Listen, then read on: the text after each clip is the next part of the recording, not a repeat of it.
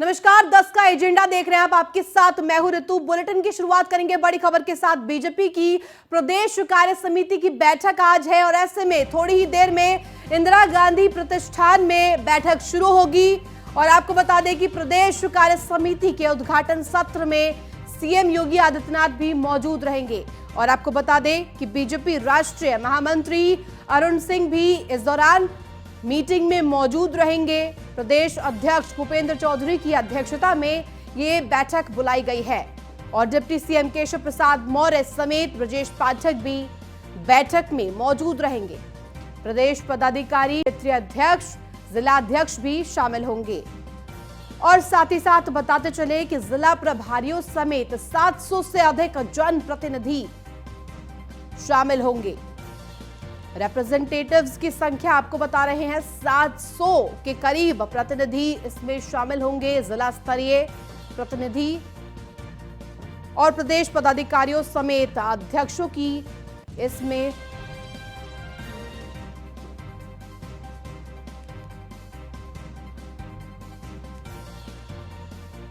और ये बड़ी खबर, क्योंकि प्रदेश कार्य समिति की बैठक है जिसमें कि तमाम पदाधिकारी मौजूद रहेंगे। Deputy CM Keshav Prasad Maurya, Brajesh Pathak, CM Yogi Adityanath और अध्यक्षता आपको बता दें बीजेपी प्रदेश अध्यक्ष भूपेंद्र चौधरी के अध्यक्षता में यह बैठक करने जा रही है बीजेपी। बड़ी खबर आप तक पहुंचा रहे हैं और ज्यादा जानकारी के साथ हमारे संवाददाता मनीष मिश्रा जुड़ गए हैं। मनीष, आपका रुख करना चाहूंगी क्योंकि जिस तरह से अब ये बीजेपी का जो अलर्ट मोड पर दिखाई दे रही है, बीजेपी एक के बाद एक बैठकों का दौर, और ऐसे में मनीष जानना चाहूंगी बीजेपी की प्रदेश कार्य समिति की बैठक आज होनी है, क्या कुछ आज अहम होगा?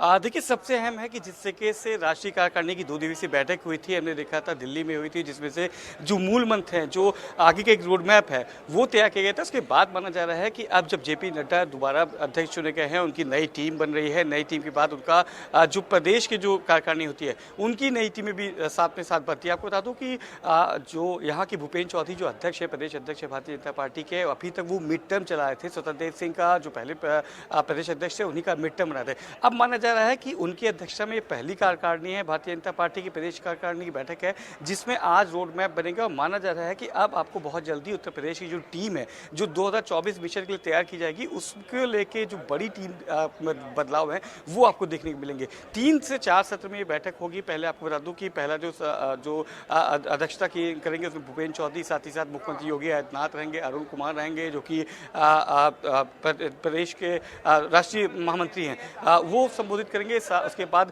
जो राजनीतिक और जो आर्थिक प्रस्ताव है वो पास किए जाएंगे। उसके बाद मिशन 2024 को लेकर जो रूपरेखा है, जो मंत्रणा हुई थी 16 और 17 तारीख को दिल्ली में, उसको लेके जो कार्य योजनाएं बनाई गई हैं, आगामी कार्यक्रम आयोजन को लेके, उनको लेके बैठक तैयार की जाएगी। तो माना जा रहा है कि एक बड़ी बैठक है। और उसके बाद जो 2024 का जो असल में जो रणनीति बनाई जाएगी, उस किले को भेदने के लिए जो उत्तर प्रदेश की जीतना है, उसकी जो रणनीति बनाई जाएगी, उसका जो रोड मैप है, उस पे कैसे काम किया जाए, कैसे उसको इम्प्लीमेंट किया जाए, इसको लेके आज इसमें रणनीतियां तय की जाएंगी। जी मनीष, क्योंकि जिस तरह से मिशन 2024 में बीजेपी की तैयारियां हमें देखने को मिल रही है, ऐसे में जेपी नड्डा की अगर हम बात करें तो उनका कार्यकाल बढ़ाया गया, जिसके बाद तुरंत वो यूपी दौरे पर पहुंच जाते हैं, एक के बाद एक जिलों का वो खुद जाकर के जायजा लेते हैं और तमाम जो बैठकों का दौर आप देख ही रहे हैं। तो ऐसे में क्या माना जाए कि अब बीजेपी की जो कोर कसर है वो एक तरह से 2024 को चुनाव को साधने की रहेगी?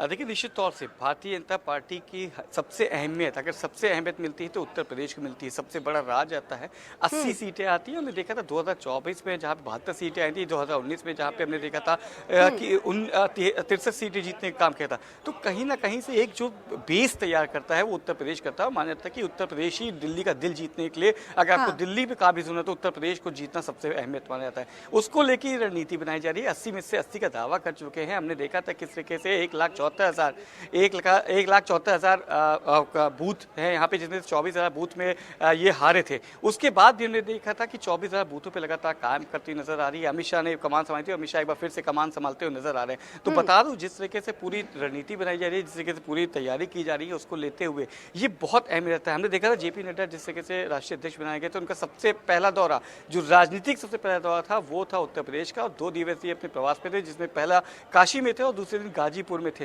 पूर्वांचल को साधने की कोशिश कहीं ना कहीं करते हुए नजर आ रहे थे। आपको बता दूं, जिस तरीके से उत्तर प्रदेश की अहमियत और जिस तरीके से जो इंपॉर्टेंस है, जिस तरीके से रहने वाला है उत्तर प्रदेश, उसमें आपको बता दूं कि किस तरीके से जो तैयारियां हैं उसकी इम्प्लीमेंटेशन को लेकर, उसको धरातल पे लाने के लिए सबसे अहमियत जो महत्वपूर्ण कदम है वो उठाए जाएंगे, वो उठाने की रणनीति बनाई गई थी। और आपको बता दूं कि जिस तरीके से जो पूरा फोकस है उत्तर प्रदेश का, वो इससे अंदाजा लगाया जाता है कि राष्ट्रीय अध्यक्ष जेपी नड्डा अपना पहला कार्यकाल, माफ करिए, अपना दूसरा कार्यकाल शुरू करते हैं, उसकी जो पहली राजनीतिक जो दौरा होता है, जो प्रवास होता है, वो उत्तर प्रदेश से करते हैं और पूर्वांचल से करते हैं। तो कहीं ना कहीं साफ संदेश है कि उत्तर प्रदेश पे आगामी आने वाले दिनों में जिस तरीके से पीएम मोदी कार्यक्रम है, माना जा रहा है कि प्रधानमंत्री नरेंद्र मोदी 80 की 80 जो लोकसभा सीट है उनमें दौरा करेंगे। साथ ही साथ आगे आने जो समय में जो लाभार्थी हैं, जो कार्यक्रम है, जो योगी मोदी की डबल इंजन की सरकारों ने काम किए हैं, उन तक, उन लाभार्थियों तक जिस तरह से काम पहुंचाया गया है, उसको लेके जो तस्वीरें होंगी, उसमें कहीं ना कहीं मोदी, प्रधानमंत्री मोदी कार्यक्रम में शिरकत करते नजर आएंगे। अमित शाह सबसे इंपॉर्टेंट माना जा रहा है। अमित शाह के अब जो दौरे शुरू होने वाले उत्तर प्रदेश के, माना जाता है कि वो जनवरी मिड में आ सकते हैं, पर माना जा रहा है वो फरवरी के आसपास, शुरुआत या फरवरी के अंत तक उत्तर प्रदेश के प्रवास पर रहेंगे। और उन 14 सीटों पे वो वहां पे जाएंगे जहां पे भारतीय जनता पार्टी का कमल नहीं खिल सका था। तो साफ रणनीति है, जिससे कैसे अपना बूथ सबसे मजबूत की तैयारी की गई थी।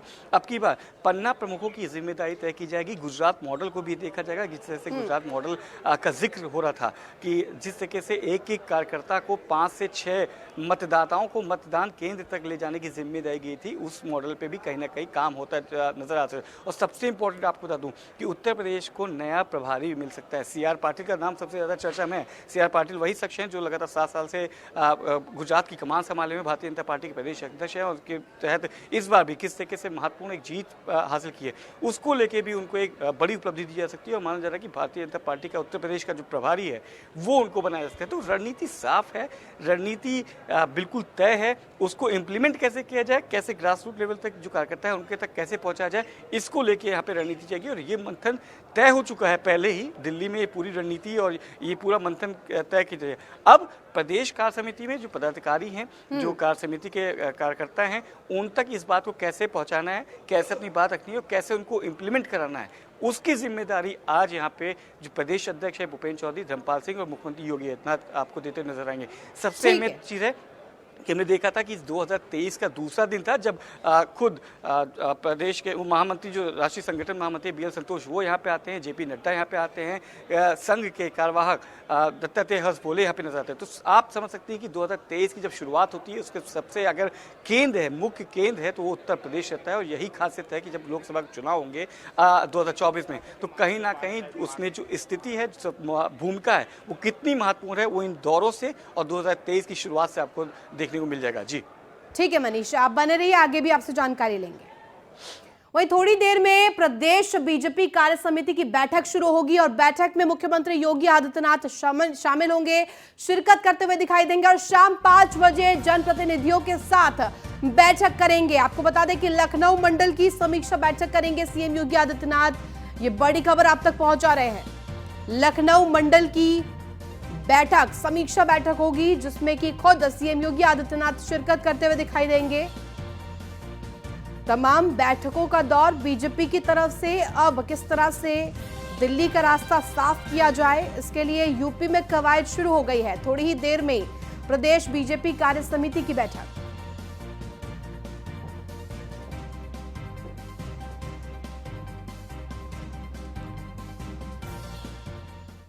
वही अप्रैल मई तक हो सकता है निकाय चुनाव। ये बड़ी खबर आप तक पहुंचा दें। निकाय चुनाव की तैयारियों में बीजेपी जुट गई है और सूत्रों के हवाले से ये खबर सामने आई है कि अप्रैल मई में निकाय चुनाव हो सकते हैं। हर हाल में अप्रैल मई में निकाय चुनाव कराने की तैयारी शुरू हो गई है। जल्द ओबीसी आयोग की रिपोर्ट सामने आ सकती है। ये बड़ी खबर, रिपोर्ट के बाद सरकार अप्रैल मई में चुनाव करा सकती है। और ज्यादा जानकारी के साथ हमारे संवाददाता मनीष मिश्रा जुड़े हुए। मनीष, आपका रुख करना चाहूंगी, जिस तरह से निकाय चुनाव में सस्पेंस बरकरार था और अब ये बड़ी खबर, क्योंकि अप्रैल मई में हो सकते हैं निकाय चुनाव, इसकी खबर सामने आई है। जी देखिए, आपको बता दूं कि जिस तरीके से हमने देखा था निकाय चुनाव को लेकर, जिस तरीके से उत्तर प्रदेश में राजनीति गरमाई गई थी, लगातार जो अधिसूचना थी उस पर रोक लगाई गई थी। उसके बाद हाईकोर्ट का एक फैसला आया था कि आप चुनाव तय समय पर कराइए, बिना आयोग गठित किए और बिना देरी के। उसके बाद जिस तरीके से पहले एक मांग की गई थी और मांगा गया था एक डेडिकेटेड एक कमेटी बनाई जाए जो कि पूरा जो चुनाव की जो समीकरण है, जो ओबीसी वर्ग का जो कोटा है उसको निर्धारित की जाए। तो माना जा रहा है कि उस कमेटी ने अपना काम शुरू कर दिया था और जिस दिन से कमेटी बनी थी उसके दूसरे दिन से लगातार वो दौरे पे थी और माना ये जा रहा है कि मार्च अंत तक या अप्रैल मिड तक ये जो कमेटी है ये अपनी रिपोर्ट दे सकती है और उसको लागू किया जा सकता है।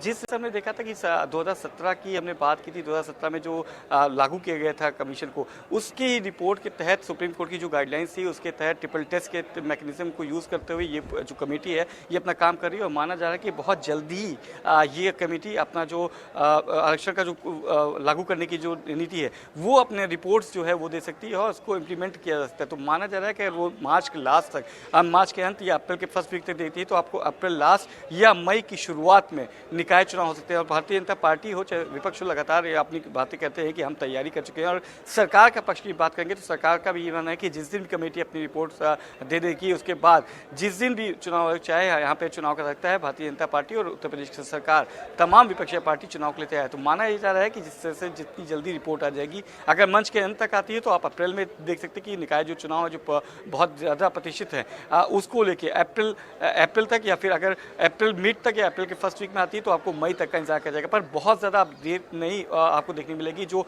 जिसका बहुत ज़्यादा इंतजार किया जाता है और सेमीफाइनल की तरह माना जाए 2024 का, उसके लिए माना जाए कि अप्रैल लास्ट या मई के प्रथम वीक तक आपको ये देखने को मिल सकता है। जी ठीक है, बहुत शुक्रिया तमाम जानकारी के लिए मनीष। वही गोंडा से आपको बड़ी खबर बता दें, डब्ल्यूएफआई की होने वाली एजीएम की बैठक रद्द कर दी गई है। 4 हफ्ते तक मीडिया में बयान नहीं देंगे डब्ल्यूएफआई अध्यक्ष ब्रजभूषण शरण सिंह और 4 हफ्ते तक नहीं होगी डब्ल्यूएफआई की कोई बैठक। ये बड़ी खबर आप तक पहुंचा रहे हैं न्यूज़ 1 इंडिया, सबसे पहले इस खबर तक पहुंचा है जो कि आप तक अब ये खबर पहुंचा रहे हैं। खेल मंत्रालय नेशनल चैंपियनशिप को भी रद्द किया गया है। ये बड़ी खबर आप तक पहुंचा दे, खेल मंत्रालय ने सभी गतिविधियों पर फिलहाल रोक बना दी है, सभी गतिविधियां निरस्त कर दी हैं। डब्ल्यूएफआई की बैठक, एजीएम की बैठक रद्द की गई है। और गोंडा से बड़ी खबर आप तक पहुंचा रहे हैं, 4 हफ्ते तक कोई भी बैठक नहीं की जाएगी। WFI world federation of India में तमाम रेसलर्स ने जो संगीन आरोप लगाए थे डब्ल्यूएफआई अध्यक्ष पर, ब्रजभूषण शरण सिंह पर, उसके बाद ये कवायद की गई है खेल मंत्रालय की तरफ से भी। डब्ल्यूएफआई की एजीएम की बैठक रद्द कर दी गई है। पहले ये बात सामने आई थी कि एजीएम की बैठक होगी जिसमें इस्तीफा भी दे सकते हैं, बट अब ये बड़ी खबर। और ज्यादा जानकारी के साथ हमारे संवाददाता कादर अंसारी गोंडा से जुड़ गए। कादर, क्योंकि जिस तरह से अब ये बड़ी कवायद देखने को मिली है, खेल मंत्रालय ने एक्शन लिया है और डब्ल्यूएफआई की एजीएम की बैठक रद्द कर दी है, क्या कुछ अधिक जानकारी आपके पास? देखिए, निश्चित तौर पर जिस मामला लगातार गरमाता चला जा रहा है और कैसरगंज सांसद ब्रजभूषण शरण सिंह की मुश्किलें जो है बढ़ती चली जा रही है। जहां कल ही जो है रोक लगाई गई थी, जो 3 दिवसीय जो प्रतियोगिता चल रही थी उसमें रोक लगाई गई थी और किसी भी तरीके का कोई बयान देने के लिए इनको जो है मना किया गया है। और आज जिस तरीके से हेरिटेज होटल में जो बैठक होनी थी वो बैठक 10 बजे से होनी थी, हालांकि वो बैठक अब रद्द कर दी गई है। तो कहीं ना कहीं जिस तरीके से ये मामला लगभग 4-5 दिन से ये चल रहा है और लगातार जो है सांसद की मुश्किलें बढ़ती चली जा रही हैं और जो आरोप लगाए थे खिलाड़ियों ने और जिस तरीके से जो जांच टीम गठित हुई है उसके बाद में अब देखना होगा कि किस तरीके से जो बैठक आज रद्द हुई है तो क्या दोबारा कब बैठक होती है और जिस तरीके से जो आरोप प्रत्यारोप लगे हैं उस पर किस तरीके से सफाई देते हैं। हालांकि किसी भी तरीके से कोई भी बयानबाजी अभी वो देने से बचते नजर आ रहे हैं। ठीक है, कादर, क्योंकि एक के बाद एक संगीन आरोप रेसलर्स ने लगाए थे, जिसके बाद ये बड़ी कवायद की गई है। अब ऐसे में ब्रजभूषण शरण सिंह, जो कि WFI के अध्यक्ष है, किस तरह से उनकी मुश्किलें अब बढ़ने वाली है? देखिए, मुश्किल की बात करें तो साफ तौर से देखा जा रहा है, क्योंकि जिस तरीके से उन्होंने जो उम्मीद नहीं की थी और जो आरोप लगे थे, और इन आरोप के बाद में अब उनकी मुश्किलें, क्योंकि कल जो 3 दिवसीय यहाँ पे प्रतियोगिता चल रही थी, उसमें ये भाग लेने जब पहुंचे थे तो अपना जो है मंच पे बैठे हुए थे, और जो सदर विधायक प्रतीक भूषण थे वो वहाँ पे मौजूद थे, उन्होंने उसका उद्घाटन किया था। तो उसके बाद में मंच से WFI अध्यक्ष जो है उठ के चले गए थे, और लेकिन उसके बाद में कल जो है यहाँ पे जिस तरीके से कार्रवाई देखी गई, इसके बाद जिस तरीके से जो कार्रवाइयां हो रही हैं उसकी कहीं ना कहीं उम्मीद नहीं की गई थी, और जो जांच हो रही है, इसके बाद में लगातार इनकी मुश्किलें बढ़ती चली जा रही हैं। अब देखना होगा इसमें आगे किस तरीके का एक्शन देखने को मिल सकता है। ठीक है, बहुत शुक्रिया तमाम जानकारी के लिए कादर। वहीं महान क्रांतिकारी ठाकुर रोशन सिंह की आज जयंती है। सीएम योगी आदित्यनाथ ने ट्वीट कर श्रद्धांजलि दी है। आपका बलिदान हम सभी के लिए अभी प्रीतम है, और ऐसे में अभी प्रतिम प्रेरणा है। सीएम योगी आदित्यनाथ ने ये बड़ी बात कही है। महान क्रांतिकारी ठाकुर रोशन सिंह की आज जयंती है, जिस पर सीएम योगी आदित्यनाथ ने ट्वीट किया है, और ट्वीट कर लिखा है, श्रद्धांजलि दी है। मां भारती की साधना में अपना सर्वस्व न्यौछावर करने वाले अमर स्वाधीनता संग्राम सेनानी महान क्रांतिकारी ठाकुर रोशन सिंह को उनकी जयंती पर विनम्र श्रद्धांजलि। राष्ट्र सेवा हेतु आपका बलिदान हम सभी के लिए अप्रतिम है। वहीं नोएडा के सेक्टर 46 मारपीट का मामला सामने आया है। आधा दर्जन से ज्यादा लोगों ने मारपीट की है। यह बड़ी खबर आपको बता दें। जमकर लात घूसे, कुर्सियां चलाई गई।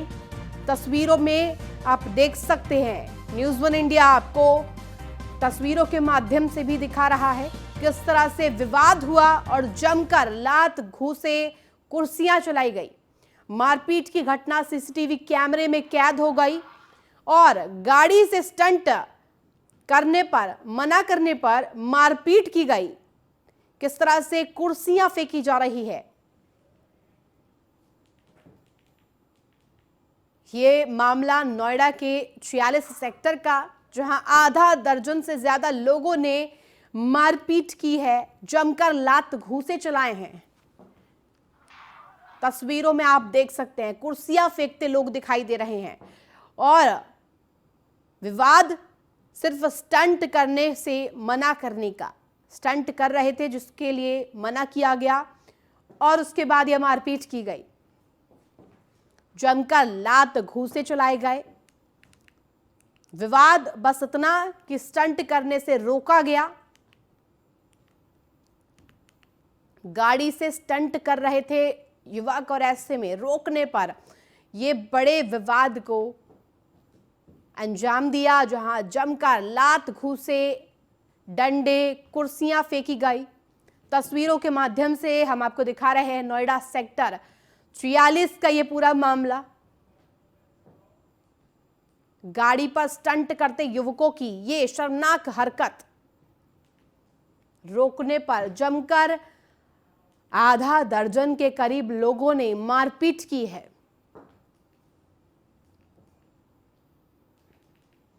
ये वीडियो सीसीटीवी कैमरे में कैद हो गया।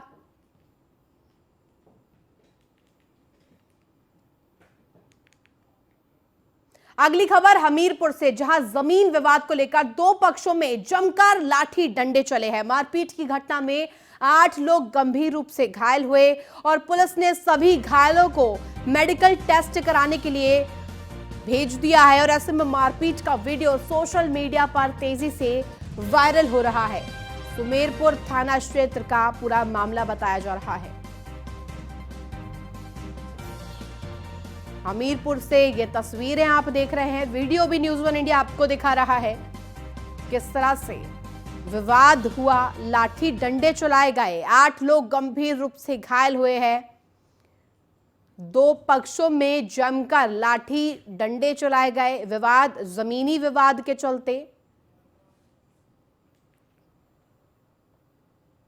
पुलिस ने फिलहाल सभी घायलों को अस्पताल में भर्ती कराया है, मेडिकल टेस्ट के लिए भी भेजा है और मारपीट का वीडियो भी हम आपको दिखा रहे हैं। ये वीडियो सोशल मीडिया पर काफी तेजी से सुर्खियां बटोर रहा है और सोशल मीडिया पर ट्रेंड हो रहा है। सुमेरपुर थाना क्षेत्र का यह पूरा मामला बताया जा रहा है। बड़ी खबर आप तक पहुंचा रहे हैं, हमीरपुर से सीधे तस्वीरें आप तक साझा कर रहे हैं और पुलिस ने सभी घायलों को भर्ती कराया है। वहीं आगरा में नकली शराब बनाने वाले गिरोह का भंडाफोड़ हुआ है। केमिकल मिलाकर तैयार करते थे भारी मात्रा में शराब और ऐसे में अवैध शराब समेत 2 आरोपियों को गिरफ्तार किया गया है। ये बड़ी खबर आप तक पहुंचा रहे हैं। शमशाबाद पुलिस ने एसओजी सर्वेलेंस ने ये बड़ी कार्रवाई की है। नकली शराब बनाने वाले गिरोह का पर्दाफाश हुआ है, भंडाफोड़ किया है आगरा पुलिस ने। बड़ी कार्रवाई करते हुए केमिकल मिलाकर तैयार करने वाले गिरोह को गिरफ्तार किया है।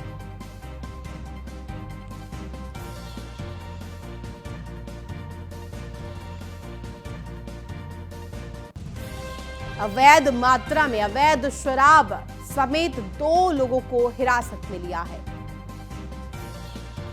शमशाबाद पुलिस और एसओजी की टीम को बड़ी सफलता हाथ लगी है। नकली शराब बनाने वाले गिरोह का पर्दाफाश किया है। टीम थाना शमशाबाद पुलिस और सर्विलांस टीम की मदद से 2 अभियुक्तों को गिरफ्तार किया गया है। एक का नाम दिलीप है, दूसरे का नाम पंकज जाट है। दोनों अभियुक्त आगरा के ही रहने वाले हैं। इन अभियुक्तों से जो बरामदगी हुई है वो है 3732 QR कोड, ढक्कन 1030, बोतल भरी बोतल 300, खाली बोतलें 400 और 90 लीटर मिलावटी शराब इनसे बरामद हुई है। मुखबिर की सूचना के आधार पर हमें ज्ञात हुआ कि एक व्यक्ति ताजगंज की तरफ से आ रहा है जिसके पास में अवैध शराब है। इस पर वहाँ मौजूद हमारी टीम ने उसकी तलाशी ली और उनसे जो अभी बरामदगी आपको बताई गई है वो बरामदगी हुई। तो जी और ज्यादा जानकारी के साथ हमारे संवाददाता संदीप शर्मा जुड़ गए। संदीप, जिस तरह से आगरा में धड़ल्ले से ये कार्य हो रहा था, अवैध शराब बेची जा रही थी, नकली शराब बेची जा रही थी और ये बड़ी कार्रवाई पुलिस की तरफ से की गई है, क्या कुछ ज्यादा जानकारी आपके पास इस मामले पर? बिल्कुल, देखिए ये बड़ी कार्रवाई आगरा पुलिस की एक बड़ी कार्रवाई देखने को मिली है। वहीं जो डीसीपी पूर्वी है सौमेंद्र मीणा, उसके नेतृत्व में यह कार्रवाई की है, जो कि थाना शमशाबाद क्षेत्र में एसओजी टीम और सर्विलांस और इलाका पुलिस ने नकली शराब बनाने वाले गिरोह का भंडाफोड़ किया है। पुलिस ने कार्रवाई करते हुए 2 आरोपियों को गिरफ्तार कर जेल भेज दिया है। तो वहीं जो शराब की कीमत है वो लगभग 4 लाख रुपए की कीमत की अनुमानित लगाया जा रहा है। वहीं एक व्यक्ति मौके से फरार हो गया है। साथ ही अवैध केमिकल को भी तस्करों के कब्जे से पुलिस ने बरामद किया है। पुलिस ने बहरहाल दोनों आरोपियों को जेल भेज दिया है। एक व्यक्ति अभी मौके से फरार है, उनके कब्जे से एक एक्सयूवी गाड़ी और एक एक्टिवा भी बरामद की है। तो वहीं अभी पुलिस बाकी के नेटवर्क को खंगालने में भी लगी हुई है कि आखिर ये लोग कहां पर सप्लाई करते थे। हालांकि अभी तक की पूछताछ में सामने ये आया है कि ये चंडीगढ़ से शराब लाते थे, जहां पर बनाने के बाद यहाँ के लोकल ठेकों पर उस शराब को सप्लाई करते थे। पूर्व में भी आपने देखा था कि आगरा में जहाँ जहरीली शराब से कई लोगों की मौतें हुई थी, तो उसको लेकर पुलिस भी लगातार अलर्ट दिखाई दे रही है और अभी भी इस गैंग के जो बाकी के सदस्य हैं उनको खंगालने का प्रयास कर रही है। जी संदीप, क्योंकि पूरा मामला आगरा से सामने आया है, आप बेहतर जानकारी दे पाएंगे कि आखिर किसने इसकी सूचना पुलिस तक पहुंचाई और किस तरह से कवायद की गई ताकि इनको गिरफ्त में लिया जाए? देखिए, कहीं ना कहीं जिस तरीके से पूर्व में आगरा में और अन्य जिलों में जो घटनाएं हुई थी उसको लेकर लगातार जो टीम है, चाहे वो एसओजी की टीम हो या सर्विलांस की टीम हो, वो लगातार जोन वाइज जो डीसीपी है उनके थ्रू जो टीम है वो लगातार इस पर कार्य कर रही थी और कहीं ना कहीं जो अवैध तरीके से शराब बनाने का कार्य कर रहे थे उन पर लगातार मुखबिरों द्वारा नजरें बनाई हुई थी। तो अचानक से कल उनको चेकिंग करते दौरान ये सूचना मिली कि एक शराब तस्कर है वो एक्सयूवी गाड़ी से आ रहा है। तो पुलिस ने पूरा घेराबंदी कर गिरोह का भंडाफोड़ किया है। ठीक है, बहुत शुक्रिया तमाम जानकारी के लिए संदीप। वही लखनऊ से आपको बड़ी खबर बता दें, पंडित जनेश्वर मिश्रा जी की आज पुण्यतिथि है, जहां पूर्व सीएम अखिलेश यादव आज पुष्पांजलि अर्पित करेंगे। ये बड़ी खबर आपको पहुंचा रहे हैं। आज पंडित जनेश्वर मिश्रा जी की पुण्यतिथि है, जिस पर खुद पूर्व सीएम अखिलेश यादव जाकर पुष्प अर्पित करेंगे और श्रद्धांजलि देंगे पंडित जनेश्वर मिश्र जी को।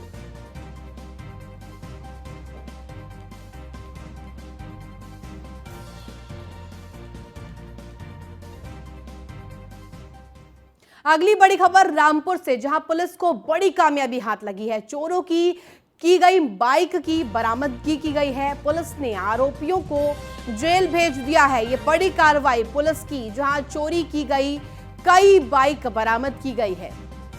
एक दो की संख्या नहीं है, पुलिस ने कई बाइक्स बरामद की है और पुलिस ने आरोपियों को फिलहाल जेल भेज दिया है।